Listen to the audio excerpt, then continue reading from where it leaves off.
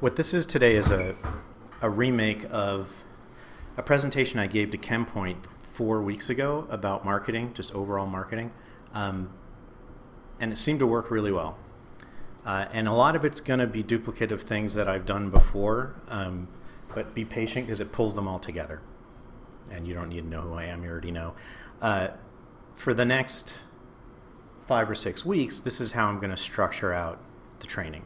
And it may be that I actually do separate trainings for 1, 2, and 3. So PPC, CPM, earn channels, and all that stuff. There is a link bundle. That's where it lives. And it's got links to a lot of the stuff that I talk about here. But before I go too far into this, and this is the part that may sound familiar, so tell me if I'm just talking about something everybody's talked about, is this idea that somebody finds a marketing trick, right? And it works. And so when it works, everybody decides, okay, we're all going to do this, right? This is great. And everybody jumps on the bandwagon and it's like, holy crap, this is awesome. And in the case of the whole Miley Cyrus thing, you get 300 new blog posts and articles that talk about twerking in the context of marketing in 2 days, in 48 hours.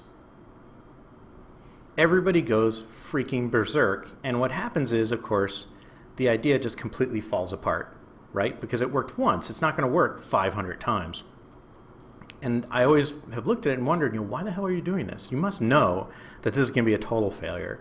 And it's because they pretty much think that digital is about finding little tricks, right? Buying links, doing whatever. It's about loopholes for social media, for organic search, for paid search. And it's not. Digital is very much about marketing strategy. And just to kind of emphasize this, for a lot of my career, I've gotten fired by clients a lot. I mean, a lot. It's ridiculous how much. And finally, a few months ago, I got pissed. It only took me 18 years. And I ran a survey.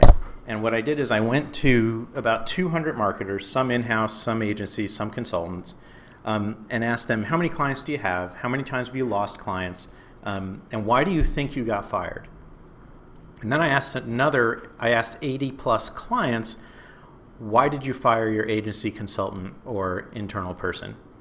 So 5% of the marketers said they got fired for poor work. 75% of the clients and bosses said that they fired them for poor work. You see the problem? So that's how much agrees, right? Something is way wrong. And the problem is that the agencies and the clients don't see eye to eye on how digital is marketing. Either sometimes the agency comes in with unreasonable expectations and they're the ones doing the tricks. Sometimes the client comes in with unreasonable expectations and expects tricks. And really, bottom line, marketing is about being significant, right? And significance in the dictionary means the quality of being worthy of attention. And on the internet, in all marketing actually, it means being worthy of attention to people who may never buy your product but will always tell someone else about it. I'm not excluding people who might buy it. I'm just saying that in addition, it's people who might talk to other people about it. That is essential. If you forget that part, you will always fail in marketing. If you want to just do being worthy of attention to people who will buy, that's sales, not marketing. Because you don't have to convince them at all. And you become significant by finding the weird and being useful to them. And I'm going to talk about both of those. So marketing is all about the weird. And there's a book by Seth Godin called We Are All Weird. That is actually the cover. I did not find that image and decide to use it. And he gave me permission to talk about this. He really did. He emailed me. It was the coolest thing ever. Weird does not mean bizarre, okay? It does not mean freaky. It does not mean, weird in the classical sense. It means that it's people who are at this confluence of interests or events that makes it so that when you give them the right message, they're going to find it 100% compelling. Because you can't stand out from the crowd. Think about how many messages, how many people are screaming out there. How many companies are saying they do SEO or PPC, right? How many are saying we get good results? How many are saying we've been in business a long time or we have top experts? They're all saying the same thing. So what you want to do instead is you want to choose the overlap, the niche.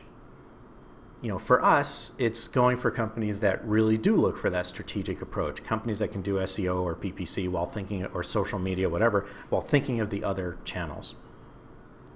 So as an example, and this was because it was ChemPoint, and I really had to reach. So you could have a dairy farmer who needs a chemical that's used to send.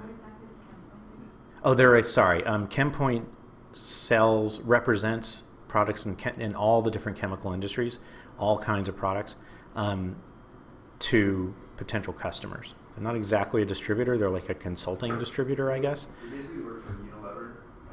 It's the other manufacturer, and so they're basically the smaller distributor. So Pfizer and Unilever will go after their A-tier clients. They everything out. That's right. ChemPoint for their B, C, and D clients. So it's kind of the smaller market. Yeah. So this is actually a good example of what they do. So maybe there's a dairy farmer in the Midwest, and when they use all the pipes and stuff to milk the cows, they have to sanitize the pipes. So they need some kind of chemical, and it can't, melt the cows or kill people or anything, because that would reduce business. So you want to talk to the dairy farmers who need that, which also means you might want to look at dairy farmers who are expanding, because they need to change. They may need to change the way they're doing things, or acquiring a new customer, a new dairy farm, or one who's just doing budgeting right now, right? Because if they're doing budgeting right now, you have an in on going to them and saying, hey, we have something that's twice as effective and costs 10% less. Or we have exactly what you buy now and we can give it to you for 10% less. Whatever it is, that's your in. That's the weird. If you start looking in generic terms, in retail, it's someone who uses a competing product and is asking questions. That's one way to do it. If you're a manufacturer, maybe it's people who are fans of a manufacturer. A manufacturer who's moving into the U.S. market, right? If you're a marketing industry person or something, it can be anything. It can be anything. All right. It can be people who like NASCAR and lime Jell-O. Seriously, it doesn't matter. If you find that group, you can do a lot with it, and I'll talk about how you do that. You need to define a lot of those overlaps. One will not do the trick, because you got to just keep carrying that through again and again and again. And actually in 201, I'll talk a lot about how you find these affinities. So you also have to be useful. So once you find the weird, you got to do something for them that's really useful. And you got to think about, all right, what do these people really need to know? What questions can I answer for them? What information can I provide? What can I educate them about? And you have to really think about this as a story. Okay, classic story arc. I don't know if you were in literature or anything in college, but classic story arc. So you've got awareness or what they call exposition. So it's just saying here's kind of the thing that's going on. Consideration is when a question arises and a crisis builds. In sales, you then have intent and conversion. So you go from consideration, where you're just kind of looking around. Let me back up. You go from awareness, where you discover things. You're not looking at all. Okay? To consideration, where you're starting to think about it, but you're probably not going to buy soon. To intent, where you are going to buy soon. To conversion. And then from there, it doesn't stop. You got to then work them through a period where they succeed because of it and build loyalty. So for someone like ChemPoint, let's say they've got someone who works in the food packaging industry. So awareness might be somebody saying, I didn't know this one product was approved by the FDA. And I'm using this really weird company in a weird vertical intentionally, because it's easy to fit this to consumer companies, to retail and stuff. Very hard to fit it in this context. And then maybe, a few months later, they realize that they need a new material for packaging their frozen pizza rolls or something. And they just sort of vaguely remember this company that told them something interesting back in the awareness phase. And when they do a search on Google, they see a paid search ad that references ChemPoint, and they go straight over there. And now they get to intent. So they go on the ChemPoint website, they find the product, they make their purchase, or they convert, which in this case is becoming a lead, because you don't swipe a credit card for heavy-duty chemicals. And they succeed not only because you sold the product, but because you walked them along in the right way. And then they become loyal. And that loyalty phase is crucial in digital marketing because it's so easy to spread the word, for better or worse. And it doesn't matter what the business is in. If you can define a good story around this, you can make a lot of money. It gets your audience really active, all right? It gets them active becoming customers, but it also gets them talking about you. And you can't just throw anything out there to get them talk about you. It's got to fit that story arc. And it starts you towards this concept of consistency, which I'll talk about in a few minutes. You have to have a consistent experience as well. One note here is a lot of marketers like to talk about the story arc or the funnel. The story arc works okay, but we're not writing, this is not an existential experience. The funnel doesn't really work because customers just don't go pouring out the bottom and never come back. It's really a cycle, okay? And it really works this way. You go from awareness in the middle to consideration to intent to conversion, and then if you're loyal, if the customer's loyal, they come back around to success, referral, and talking to their network, which means there's more people who are aware of you. That's why the cycle is so important, because every single successful conversion you have is another potential salesperson for you, another potential advertiser for you. If you have consistency in what you're doing, then you have synced up your experience, the things that people do with you, the content they see, the way you work with them, the way your site looks, the way your customer service people help them, the way we do our marketing, from early awareness like social media buying all the way through high intent, which would be pay-per-click. You sync it up from there to there. So it goes straight from success all the way through conversion. So that's the process, all right? There's this process. You have to find the weird, you have to be useful to them, and you follow this basic map. But there's also this architecture, right? There's all these different channels that go into it, all these different tools. And if you don't understand both the architecture and the process, you're kind of screwed. You're not going to be able to create something useful. Because it's one thing to figure out a good story. It's another thing entirely to create something cool that supports that story. And for us, that architecture is the marketing stack. That's what we use. So significance comes from being 100% consistent about the useful stuff you provide to that niche audience throughout the stack. And you've all seen this before. I mean, the marketing stack is a metaphor that we use to try to make it all fit together. And the impacts within the marketing stack percolate up. So the most important stuff is at the bottom. Infrastructure, you cannot do marketing on the web without infrastructure, right? Analytics, you can't really do marketing without it. Content, no, you can't do marketing without it. And then paid, earned, and owned are your channels. So a problem in infrastructure impacts everything above it. And actually, this is what a lot of people don't understand about RainGauge yet, is we're not actually measuring how paid is performing right now. We're measuring how things that are occurring could affect, could be affecting paid, whether you're doing it or not.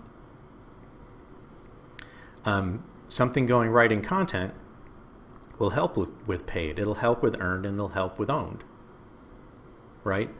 And it's because of the elements. Without those elements, nothing works. Infrastructure is all about your servers, your customer relationship management, your people.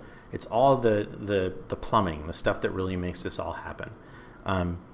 Analytics is a bunch of things. It's not just web analytics. It's not just Google Analytics or whatever. It's also customer resource, customer relationship management, again, business analytics, predictive data, audience analysis. There's all kinds of data you can use. And then content is not just blog posts, which a lot of people seem to think, or infographics. It's your product descriptions. It's your email. It's images on your site. It's informational content. This is where consistency usually falls apart, because people put a huge investment into creating all this beautiful content that goes on their blog, which is way the heck over here, and they don't do anything on their own website. Or they do the reverse. And it's pulling those together that's so important. Then there's the channels across the top, and you can pick and choose among them. So paid is really, really good at purchasing share of voice and attention, right? You pay money, people pay attention. It's really good at driving, it can drive discovery and build significance, But the thing it really does well is it builds access to the weird. You can buy attention by the phrase, by the interests, whatever.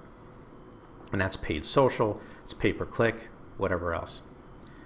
It does not scale well, right? If you pay for it, or when you pay for it, great, but if you want more clicks, you pay more money. Also, if you stop paying, it immediately goes away. But it's very easy to measure. It's also very far down the funnel, right? You're not going to do paid. You're probably not going to use Google AdWords to do discovery. So paid types, there's pay-per-click marketing, which you probably know pretty well. Google continues to mess with the way pay-per-click marketing is represented. So you can have this, right, where there's 3 ads across the top and a bunch down the right. You can have this, where there's 1 across the top, 1 down the right, whatever. There's also product listing ads, PLAs. There's, of course, Bing ads, which work the same as Google AdWords, and Bing product ads, which work the same as product listing ads on Google. Then you have retargeting, and this is sort of pay-per-click. So I did a search on the Porsche 918 a while ago because it's a cool thing. I was researching it. I can't afford it. It's $850,000. But and from then on, these Porsche ads have been following me around the internet. And usually that would not be a Porsche ad on that site, but it's been chasing me around. That's retargeting. If I do a certain thing on a website, it puts a pixel on my computer, a targeting pixel, or targeting cookie, and then it immediately tells this ad network, okay, you should show X and Y. For Pacific Coast Feather, I put something in their cart, and then I left the site, and from then on, when I go around the web, I see Pacific Coast Feather.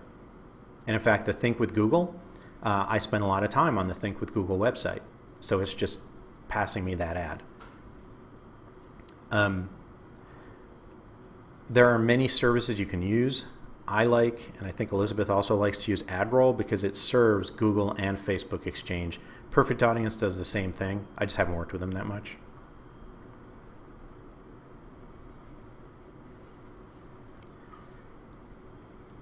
Then we have pay per impression. Now, pay per impression is completely different, right? Pay per impression is about banners for the most part. It's also about rich media ads, the big fancy things that can show up. It's also about this relatively new thing called programmatic buying. Now, in any of these, you're generally buying views. You're not buying clicks, and you're paying by the 1,000. That's why it's called CPM. It's very expensive, just so you know. It's extremely expensive. I'll talk more about that in a minute. But there's pretty much, if your client is not ready to slap down $40,000 and potentially just lose it all, do not try any form of impression-based advertising, except maybe programmatic buying. Because what programmatic buying does is it looks at behavior, customer behavior, and it tailors ads, and it also generally will use kind of remainder ads, inventory that's left over, so you'll generally get a better deal. Now, paid social is the most neglected, cheapest, most effective form of advertising, of paid advertising that we have. There is nothing better than paid social. Now, it's both these right rail ads on Facebook, which are pretty awful, and right rail ads on other networks. I'm going to use Facebook a lot here because it has a lot of good examples, but understand, almost every competitor has similar things. So, here, this is an example of a sponsored post. See how it says sponsored? Somebody paid to make sure that shows up in my feed. Because if you don't pay, even if I have liked your page, it's not guaranteed that I'm actually going to see your ad, that it's actually going to show up in my feed at all. On Twitter, you can promote a person. Just put so you show up under the who to follow list. You can promote a hashtag, which is kind of interesting. And you can do promoted tweets. Paid tweets just ensures that they show up more often, right, than just once when it goes flying by in someone's feed. There's Facebook and Twitter. If you're in B2B, it's all about LinkedIn, not Facebook and Twitter, because you can target people by job description. You can target them by places they work, anything you want. You can do that on Facebook and Twitter, but when people are on Facebook, their business intent is not as high, right? You want to use Facebook a lot to sell consumer products. if you find one of those weird niche audiences, like the vice presidents of companies that you want to talk to all like a particular thing, then you go on Facebook and you buy an ad. If you have a client that has like a certain budget to spend in paid and they're looking for just direct sales, how effective do you think that is for social? Yeah, I'll talk about that in a minute, but don't use paid social when a client comes in and says, I need direct sales from this money. Yeah. No, don't do that then. The reason you use paid social is to boost awareness. So if you have a piece of content you really want to promote, what you'd do is you'd go to, like the client would go to their Facebook page and do a post saying, hey, we've got this new piece of, this really interesting piece of information. Then we would go in and pay to either boost it, meaning just ensuring that it shows up for all followers, or we'd actually sponsor it, make sure it shows up for an entire audience we select. Same thing on LinkedIn and Twitter. Yeah, well, their problem, though, Koalakin's problem is that they still need to build awareness and they're not interested. Yeah, without awareness, you can't get anywhere. Didn't you discuss a certain trick, like for Koalakin, where they could, what was it? There was a benefit to showing it up as cost per click if you were running right rel ads without a CTA. Okay, so on Facebook, you can run cost per click based right rel ads, and they will show up sometimes even though you're not getting any clicks, which means you're basically getting free impression based advertising. Yeah. Just realize the right rel ads aren't very effective, and never use ads on Facebook with the expectation that they're going to drive direct ROI. That is not their purpose. Their purpose is to drive really true high quality followers to your Facebook page, and then from there let you make offers to them. So it's sort of a second order conversion. And don't forget about all these other specialized social networks. In fact, I don't have YouTube up here, which is insane. It should be, but Pinterest, Instagram, StumbleUpon, Vine, they all have some form of paid advertising. Instagram hasn't rolled it out for everyone yet, but these are all out there. And even if you're not using them for paid, you can use them for unpaid. But there's lots of interesting things you can do with them. So earned is basically getting attention because you deserve it and not because you're paying for it. And it's really good at driving discovery and awareness. That's what it does. It's good in the consideration and intent phase, but its real power is in discovery, social media, and awareness, which is search. And the other thing about earned is people who like it, like what you have to offer, either because they bought something they like or because they're interested in what you wrote, will amplify it because they'll spread it. And that's why, by the way, paid social can be so effective, because paid social leads to earned social. See what I'm saying? If you sponsor a post about a good piece of content and someone sees it, they're probably going to share it. So you've just boosted your earned media with paid media. Good things about earned, it scales massively, right? If you do a good job with social media, with SEO, with PR, it doesn't matter whether one person sees it or 100 million. It costs you the same. But it's very hard to get, and it's very hard to measure, and it has a very long sales cycle. So SEO, for example, someone comes and hires us, we have to tell them it's 3 to 6 months before they're going to see really big results, unless something is catastrophically wrong with their website. Social media, you build it one brick at a time. Actually, let me back up. It also has incredible longevity, right? It lasts forever. If you stop doing social media stuff, you do have a period of time when you will still be getting the benefits of it. Or if you dial back SEO, you'll probably still get the benefits of your better, your site being a better search target than it was. So there is, of course, organic search, right? Which is the results where no amount of money sent to Google, no connections at Google, nothing is going to actually improve your rankings except having your site ready for search, which is all about search engine optimization, right? That's what you have to do. And that's all about, at least for us at Portent, doing what are called white hat tactics. So making the site a better tactic. Making the site a better target for search, making sure that Google can crawl through a site, all that kind of stuff. The issue right now with organic is that there's less and less real estate for search results. Now look at where it is now. There used to be 10 blue links that started at the top, went to the bottom. Now it's below the fold, yes. And that's, of course, because Google wants to make money, but Bing's doing the same thing. They're just making less money. And just understand, Google is still in charge of the planet. And anybody who says that Bing is gaining so much market share that they're starting to be a player, they're totally wrong. This graph is very, very charitable to Bing. A lot of people have calculated that Bing's true market share is closer to 2 to 5%, because they do a lot of buying of traffic and a lot of bribing of users. Someone was telling me that they use Bing because they get some sort of rewards for Yes, research. that's right. And then you can I forget what you can charge it, when you get to a certain amount to an Amazon gift card. That's right. You can search on Bing and get points, and when you get those points, you can accumulate them and use them to buy stuff. To me, that reduces their market share, because if they stop doing that, it's like paid media. They will immediately lose a whole bunch of users who like that. What do you see in the future of organic? You know what? I know everybody's looking for these big changes. I don't see big changes. The biggest change we've seen is not provided, losing the keyword data. That was definitely painful and a huge shift in our industry. For white hat SEOs, the rules remain the same. I guess what I should have, do you see that eventually dropping below the full Oh, first page? Or? Yeah, in the future, I do see organic search results dropping below the fold. I think they're already doing it. Second page, I don't think so, because that would really, at least someone's going to have to cross that line before anyone else will, because when you do that, you've changed your search engine, right? You're not doing search anymore. You're doing advertising. And at some point, people will become aware. And if Bing is still doing, straight up organic, and Google's doing paid, there's no question what's going to happen. If I were Bing right now, I would remove all the ads, because ads for them are not generating enough revenue, I'm sure.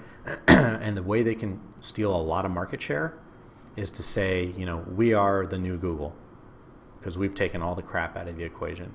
Maybe have 2 ads or something like that. Anyway, just my 2 cents. I don't work at Microsoft. So social media is like the flower child of marketing, okay? It kind of dances across the meadows, its hair is flowing, it promises a better tomorrow, and then it gets so flaky that everybody who's involved goes back to doing conservative stuff. We spend so much time on social, and we always screw it up because we're always telling clients that it's going to get them a direct ROI.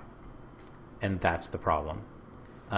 Social media is there, again, to promote sharing of content. Google Plus is still there as well. Don't ignore it. But you're using all these resources to promote not just sharing of content, but to promote yourself as knowledgeable, as knowing how to do some of this stuff. This is the place to do it, okay? Because all of these networks help you do that. If you want to get really direct, look at things like social Q&A sites. Quora is absolutely my favorite. You can go on Quora, and it's basically where people ask questions about everything, and you can just start answering questions. And I have actually gotten us clients by answering questions on Quora. That's how big Quora is. You can basically go on Quora and look for questions with lots of followers and no answers, right? If you see a question with 1,000 followers and 2 answers or 0, Questions about anything. anything, but for me, I stick to marketing. I stick to geeky things, cycling. Those are the things that I do. And what I said to ChemPoint is, interestingly enough, both Stack Exchange and Quora have sections and subtopics that deal with chemistry and with food packaging and with adhesives and with, modified bitumen roofing materials and stuff like that. They have all of that. So they can actually go on there and answer those questions and reach people before those people come to them with the questions. And that's why social is so valuable, because you can get in front of people who have the questions, but you don't even know it yet. So if you can even imagine a weird audience, you don't even have to prove that it exists. If you can just imagine it, right? If you can say, yeah, you know what, dairy farmers who need sanitizing agents. So I'm going to go on Quora and I'm going to find any questions from dairy farmers about sanitizing agents. I'm going to answer every one of them with a really good, useful answer. I'm not going to send them to my website. I'm not going to leave a really cheesy thing. I'm going to give them a good answer, right? Or do it on Stack Exchange. And then just make sure your site name and everything is in your profile, and that's it. And leave it there. You'll be amazed how quickly messages start showing up in your inbox on those networks. People saying, hey, who do you work for? Don't use LinkedIn groups to answer questions because they are so spam-filled, it's not worth it. So if you look at the story arc, social media is in awareness, search is in consideration, and then works its way up through intent, conversion, and success. And all you got to do is sit there and think, okay, what's the most common questions that I get from customers? Let me go to Quora and Stack Exchange and answer them. Or just go to them and browse. What are the most common questions that get asked by everybody's customers? These are fantastic research tools. They're amazing. Here's the market share. Okay, organic search is roughly 75% of everything that happens on the internet. Seriously, everything. Paid search, well, except direct, people typing in web addresses. Paid search, maybe 25%. Social, whatever's left over. And yet, if you look at companies, they're spending 75% of their budget on paid search, 25% of their budget on organic search, and then whatever's left over for social. It's totally backwards. And why is that? It's not because they're dumb. It's because they can measure paid search, right? They know if they put in $50,000 on paid search, they want to get $150,000 back. They can measure that if they're getting what they want or not, and then they can make their decision. That's why paid search gets so much. Now, if we can take organic search and start to show a little bit of a dollar value, not last click, but if we can just show dollar value, we start to make a lot of progress. I'm going to talk about that in the 201 and 301 sessions because it gets really complicated. It's a lot of math, at least for me. So owned media. Owned media is literally the assets you own, right? It's what you have. So if you have user-generated content, if you have a house email list, if you have a CRM database, a big list of just customers in general, those are assets that you own and you can use them as desired, right? You can do anything you want with them. Same thing with videos you create, anything like that. Those are owned. What's really good about them? Well, they're really easy to measure, right? They scale fantastically well, right? Because you can just get more and more people on your email list. But if you keep emailing the same people again and again, it's going to get stale and they're going to start getting pissed.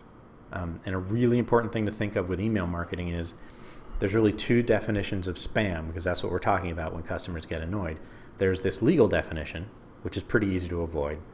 Then there's the emotional definition, which is what gets people clicking the spam button in their email client, which then gets you banned by entire ISPs, and this happens a lot. If enough people Yes. There's a site called Spamhaus, S-P-A-M, H-A-U-S. Always go and check that on behalf of clients and see if their domain shows up as being banned. It's S-P-A-M-H-A-U-S.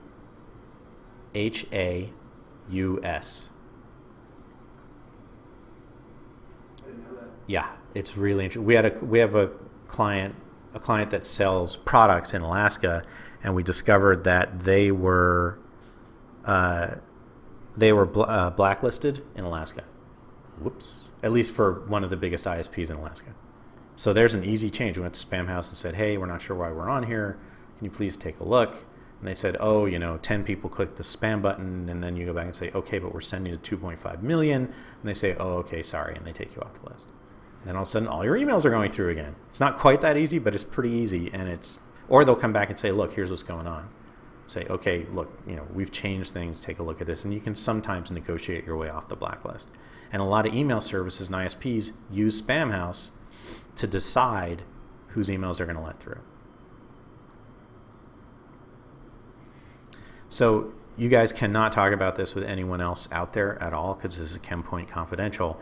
But this is their database, and they have a database of hundreds of thousands of potential customers. It is absolutely priceless. They have never used it digitally, ever. And understand, on Facebook, you can do this thing called a custom audience, where you can upload an email list to Facebook, and they will show ads only to the people whose emails match accounts on Facebook, which is really creepy, but very effective. That's if you intentionally link in your profiles to your email. Yes, yeah. And leave your privacy settings, which nobody can find anyway, so of course they leave them that way. So for them, their database is priceless. It is beyond valuable for them. It is what will get them every dime of value that they need. Any questions so far? Going into the home stretch here. The last part here is you got to be consistent. And what that means is you got to live the mission of the company in every category. And that's not a hand-wavy kind of, live your mission. That really means whatever you're there to do, you got to do it everywhere in the stack. So if you're doing something in paid, great. You want to make sure that when you build awareness and engagement, you get people coming to your site to buy stuff, that you're doing it in a way that fits your company. So if one of your company's values is integrity or trust, and then you put up paid ads that fool people into coming to your page, not so good. If almost every company on the planet wants to be able to show you an experience that makes you think, okay, these guys are gonna make this easy for me. So if you make the interface on your website completely impossible, that detracts from that. If your content sucks, if your writing is terrible, that makes people less confident in you. And you got to resolve obstacles in infrastructure, because if your site runs slowly or it's all broken links, that hurts any company on the internet, because it always kills consistency. You do not want to be consistent about being slow and lousy, right? So you got to avoid that. So if you combine the marketing stack with the funnel, right, here's how the elements break down, right? They all cover every ounce of the funnel. So for consistency, you got to make sure that these things work really, really well. When you start looking at the channels, it breaks down a little differently, right? Earned is more about referral through consideration. Paid kind of moves people from awareness to intent. And then owned moves people from intent to conversion. Getting all of these right and being consistent between them is really important, because if you screw them up, you're going to stop someone somewhere. But you see how they overlap? That means that you could potentially have some things go wrong in earned, paid, or owned. I don't recommend it, but it's less critical than your elements. And if you look at how they work, it's really, you find the weird for social and search for earned media. You are useful to them once they're vaguely aware of you, to make sure they stay aware. And then you want to be useful while they're considering and intending to buy. And then consistency is really what drives those last few steps. All the consistency you've delivered in the first parts of the process, that's gonna add up to them having higher intent with you than others and eventually converting. So a couple of examples here. You got small customers, all right? And again, I'm using ChemPoint here. There's a chemical, and how do you handle it safely? So I go to Stack Exchange and Quora, and I take a look. And I didn't write an article here. I just took a blog post I had written and put that at the top. And when you take a look, maybe there's an article about it and someone linked to it from one of those sites. You provide social proof, right? So people get there and they think, oh, okay, this is worth reading. And what you've just done is taken these two channels to build awareness. That's that first step. And you've got people in this cycle, right? Because if I refer you to ChemPoint and they get there and they find useful stuff that answers the question, they're sold. They'll be coming back.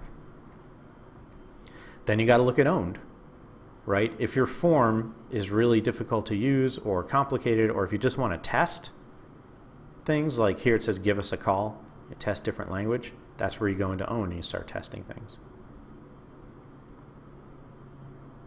I have no idea why that's there. Sorry. Okay, I'm just going to fast forward through this stuff because this is a level of redundancy that you probably don't need, but the folks I was training did. So the wrap up here, really simple: weird, useful, significant, and the stack. If you can remember those two things, you'll be in good shape, because the next two trainings are going to be very, very specific about this stuff. But if you can just remember those and how they break down, you can apply that with clients. It doesn't matter what you do, okay? If you're very tactical, if you're working in PPC or something, doesn't matter, all right? You're still understanding the stack and how that influences other things is really important.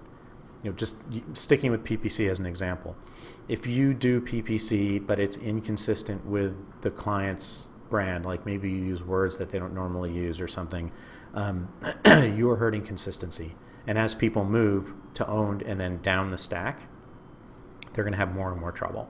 So you're still impacting the entire stack, and you need to keep that in mind. So this is what we'll move on to next time. Is I'll be talking more specifically. I'm going to basically do this massive survey course of all the different channels, and I may break that up into 2 or 3 sessions. But what I did with ChemPoint is I swept through all the channels in one session. It was a little grueling, but you have to have those tools to get to the strategic planning and all of that. Questions? Okay.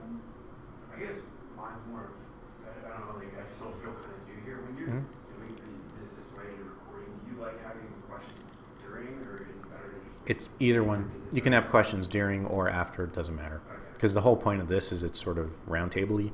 Certainly if there's 2 people, just fire the questions whenever you want. If there's 30 people, it can be a little more difficult. But a lot of the time people will come up with a question that if I don't answer it right then, it doesn't necessarily make sense later. Especially at the very beginning. So you should just ask them whenever. If we're running out of time, I'll just say, hey, we're running out of time. Let's take that at the end. And then is it going to be a 201 that we're going to discuss the kind of the cost per step on the web? 201 is really going to go over the channels themselves and the tools we use and all of that. It is kind of a survey course, but it's pretty useful if you don't know. It's not just if you don't know the channels. It's also, there's just lots of cool tools that people don't necessarily know about. 301 is really where we'll start talking about the math involved. Do you think the survey would be useful, going over all the stuff like that at a high level? 201, do you think that's something that would be useful to everybody? Should I just skip to 301? I think it's useful if you're in one, they all kind of connect Mm-hmm. together, but if you're more focused, if you're in PPC and Mm-hmm. learning about more of the social people too, Mm-hmm. vice versa. Yeah. I agree. That's kind of my thought too. It should be a good anti-silo kind of thing, and I really want to try and work on that. So cool. How do you go with ChemPoint? Good. They really like the training. They like this one better than 201 because 201, like I said, it's pretty brutal, but they liked them both. They applauded, and I was Kind of geared towards their salespeople, I guess. Actually, no. It's geared. They have product managers, salespeople, and directors of departments all in that training. So it's really geared towards all of them because, again, the salespeople are really towards the tail end of the process. But the more they know about the head end of the process, the better they get at working with everybody. It's really the product marketing managers who need the high-level look at everything. Cool. All right. Thank you. Thanks.